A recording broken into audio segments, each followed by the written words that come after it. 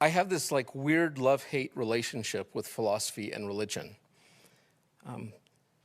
Religion intrigues me, and I'm just like addicted to like studying about different religions and their practices, their traditions, their rituals, because they all have these really unique ways, whether we're talking about Buddhists or Muslims or Jews or Christians and different sects within those communities, of how to reconnect to God or the infinite or the one or whatever they want to call it.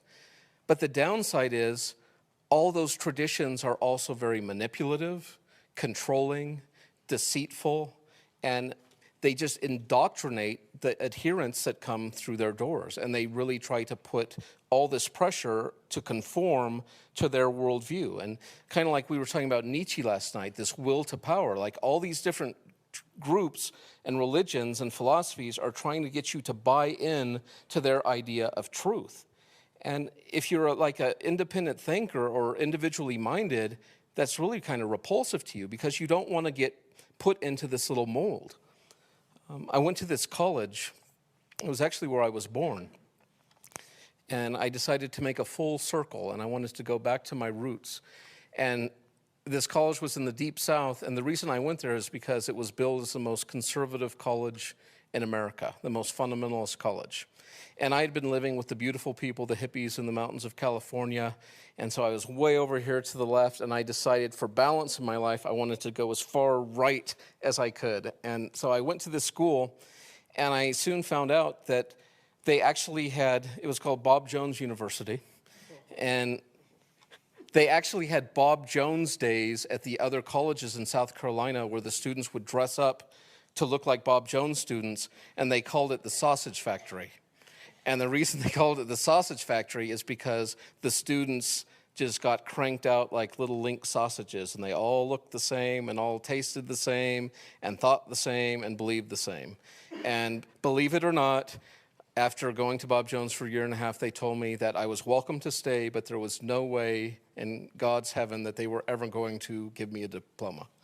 I said, well, that would be kind of pointless to keep coming here then. They said, probably.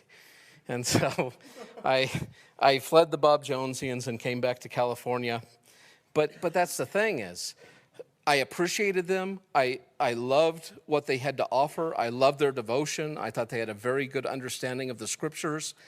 But coupled with that was this weird subculture of all these like legalism and these extra biblical rules and procedures, and not all of them, don't get me wrong, there were some very godly people there, but for many of, especially the young people, they just were so judgmental and self-righteous, and I was among them. I mean, it really kind of fed your ego because you could gain so much status based on the way you lived and how righteous your life was and how you could appear before your peers and the people in the church.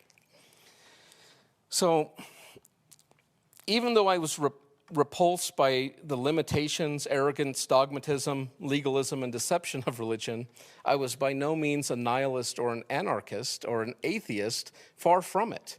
But the more I learned, the more fascinated and alienated I became with ethics and religion.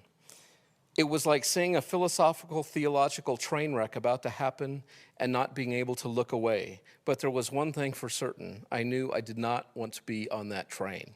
And so I bailed. I just got off that train. Religion provides the most basic answers to the human condition, like, why am I here? Where did I come from? What's the meaning of life? What happens to me when I die? Yet religion, like ethics, has a variety of answers and solutions to these very human questions. But how are we supposed to know which religion has the truth? I mean, have you ever thought about that question? If you were brought up in Pakistan, do you really have any belief that you would not be a Muslim today? I mean, why wouldn't you be? If you were brought up from the cradle to your 20s or however old you are right now, why in the world would you consider another religion? It doesn't make any sense. Or if you were brought up in a Hindu nation or a Buddhist nation, or if you were raised by secular humanist parents, I mean, do you still think that you would know Jesus? Or is the reason you know Jesus is because you were taught about Jesus ever since you were little, and it was you learned about Jesus just like you learned the sky is blue and grass is green? And it's just as much true to you as anything else your parents told you. And if you haven't begun asking yourself those questions, now is probably a good time. And I'm going to try to help you work through those. I had been enculturated as a Christian. You guys know what enculturated means? Okay. Oh, that's good. If I say a word you don't know what it means, just someone throw up your hand. And don't be embarrassed because there'll be more people that don't know. Enculturated, it's what your culture does to you. We're all brought up within a culture. They teach you your language. They teach you what is food. They teach you what's modest. They teach you what is valuable, what has worth. And so all of us have been brought up in cultures, and most of us have even been brought up. So we have the overarching American culture, and American values are things like liberty, the American dream, the pursuit of health, wealth, happiness. I mean, those sorts of things. But life, liberty, the pursuit of happiness, those are big American ideals. This concept of freedom, and being an individual and having choice, those are huge American values. But then you were probably brought up in a subculture, and America has thousands of subcultures. It could be like surfers or evangelical Christians or charismatics or Muslim communities, but Muslim Americans. And they all have their special sub-rules. Like in my subculture, we were fundamentalist Baptist, and so we had a whole different set of rules than the society at large. We were still Americans, but that is not where our ultimate allegiance lay. It was to Jesus and the heavenly kingdom, and then as long as the American culture did not contradict those values, we would go along with them. But if American society values ever challenged what we believed were God's values, we would be happy to be persecuted for disobeying those laws. So that's kind of what enculturation is.